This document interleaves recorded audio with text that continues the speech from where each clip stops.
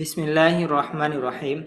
আলহামদুলিল্লাহ, মহান আল্লাহ তাআলার দরবারে লাখো কোটি শুকরিয়া যে মহান রব্বুল আলামিন আমাদেরকে সুস্থ রেখেছেন এবং আল্লাহ তাআলার ঐশিক গ্রন্থ আল কোরআন, সেই কোরআন মাজিদের আমরা দীর্ঘদিন পর্যন্ত সেটার যে হুকুক আদায় করা সেটা আমরা করতে পারি নাই। আল্লাহ তাআলা এখন আমাদেরকে তৌফিক দান করেছেন আমরা কোরআন মাজিদ শেখার জন্য।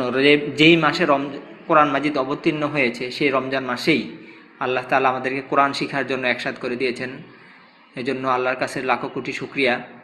হাদিসের মধ্যে আসছে, দুনিয়ার মধ্যে সর্বোত্তম তারাই যারা কোরআন মাজিদ শিখে এবং শিখায়। এই মুহূর্তে পৃথিবীর মধ্যে সর্বোত্তম ব্যক্তিদের মধ্যে আপনারা। তো এটা অনেক বড় নিয়ামত। আল্লাহ তাআলা এই নিয়ামতের কৃতজ্ঞতা আদায় করার তৌফিক দান করুক।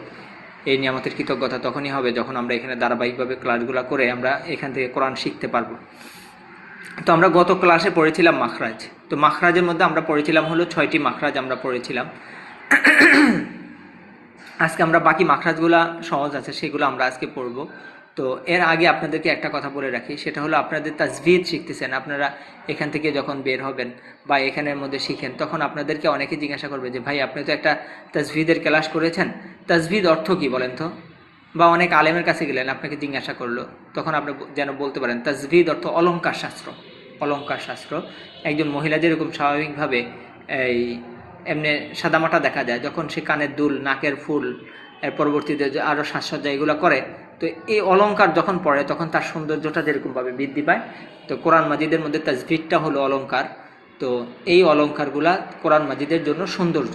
তো এর মধ্যে কিছু কিছু তাজভিদ আছে যেগুলোর পরিবর্তন যদি হয়ে যায়, যেমন এই যে হার উচ্চারণ যদি না আসে তাহলে এটা হা হয়ে যাবে, যার কারণে অর্থেই পরিবর্তন হয়ে যাবে। এটাকে লাহানে জালি বলা হয়, অর্থেই পরিবর্তন হয়ে যায়। এটা কারণে মারাত্মক গুনাহ। আর এটা হলো লাহানে খফি, যেমন এটা হলো র, এটা ফোর করে পড়তে হয়, আপনি র পড়লেন তো অর্থ সুন্দর হলো না আওয়াজটা, কিন্তু অর্থের পরিবর্তন হলো না, এটাকে লাহানে খফি বলা হয়। আচ্ছা, এর পরবর্তী আপনাদেরকে একটা প্রশ্ন করতে পারে যে ভাই আপনারা তো মাখরাজ পড়লেন, তো মাখরাজ হলো আরবি হরফ 29টা, মাখরাজ তো 29টা হওয়ার কথা। তো এটার উত্তর হলো এইভাবে বলবেন যে মাখরাজ দেখা গেছে একটা ফ্ল্যাটের মধ্যে 4টা রুমের মধ্যে একটা রুমের মধ্যে একজন লোক থাকে, আরেক রুমের মধ্যে 3জন থাকে, আরেকটা রুমের মধ্যে কেউই থাকে না, এরকম হয় না? তো এরকম হয় আর কি। তো ঠিক তেমনিভাবে আমাদের মুখের মধ্যে কিছু স্থান আছে, গলার মধ্যে কিছু স্থান আছে, একই স্থান থেকে 3টি হরফ উচ্চারণ হয়, একটি স্থান থেকে 1টি হরফ হয়, 2টি হরফ হয়। হ্যাঁ, তো এই কারণে স্থানের দিক থেকে হ্যাঁ জায়গা কমে আসছে। যেমন একটা ফ্ল্যাটের মধ্যে 10জন লোক থাকে, রুম আছে মাত্র 3টা। হ্যাঁ, এরকম হয় না? তো এরকম আর কি। যেমন আমরা এই 2 নম্বর মাখরাজের মধ্যে 2টা হরফ, 1 নম্বর মাখরাজের সবগুলা 2টা। হ্যাঁ, এখানে তো 3টাই চলে আসছে। আচ্ছা, আজকে আমাদের মাখরাজ শুরু হবে 7 নম্বর মাখরাজ, জিহ্বার গোড়ার কিনারা। জিহ্বার গোড়ার কিনারা উপরে মাড়ির দাঁতের গোড়ার সঙ্গে লাগাইয়া দদ দদ ওয়ালাদ-দাল্লিন। হ্যাঁ, আচ্ছা, তো ইনশাআল্লাহ আমরা ধৈর্যের সাথে থাকবো এখানে। এই আমরা মাখরাজের পরপরে ইনশাআল্লাহ আমরা এই মোরাক্কাবে চলে যাব, যুক্তকরণ শিখব। এর পরবর্তীতে আমরা ধারাবাহিকভাবে এই অগ্রসর হব। আপনারা ধৈর্যের সাথে থাকতে থাকবেন। এই আমাদেরকে যেন শয়তান আমাদেরকে কোনোভাবেই যেন আমাদেরকে ধোঁকা নিতে না পারে। 8 নম্বর মাখরাজ জিহ্বার আগার কিনারা সামনের উপরে দাঁতের মাড়ির সঙ্গে লাগাইয়া লাম, এগুলো সহজ, এটা পারবেন। 9 নম্বর মাখরাজ জিহ্বার আগা তার বরাবর উপরে তালের সঙ্গে লাগাইয়া নুন, এটাও স্বাভাবিক, পারবেন, একেবারে সহজ এটা এই মাখরাজগুলা। তো যেটা গুরুত্ব বেশি সেটা আমরা ওই 2 নম্বর মাখরাজ, 4 নম্বর মাখরাজ, 6 নম্বর মাখরাজ, এই জন্য সেটা কম করে পড়াইছি। 10 নম্বর মাখরাজ জিহ্বার আগার পিঠ তার বরাবর উপরে তালের সঙ্গে লাগাইয়া র।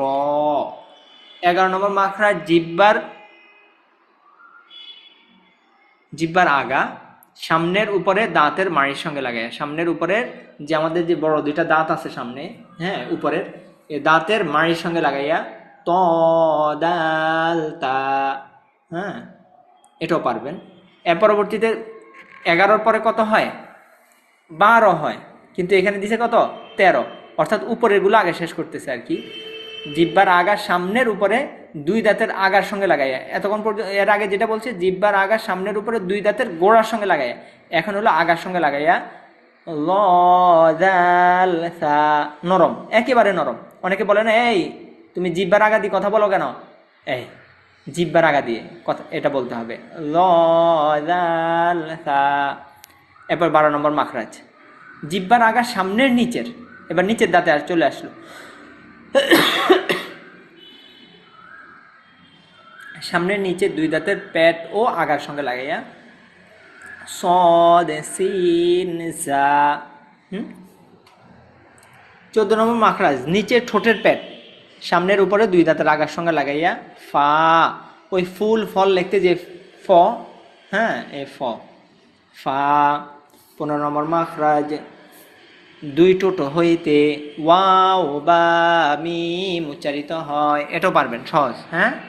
16 নম্বর মাখরাজ, মুখের খালি জায়গা হইতে মাদের হরফ পড়া হয়, যেমন বাবিবু।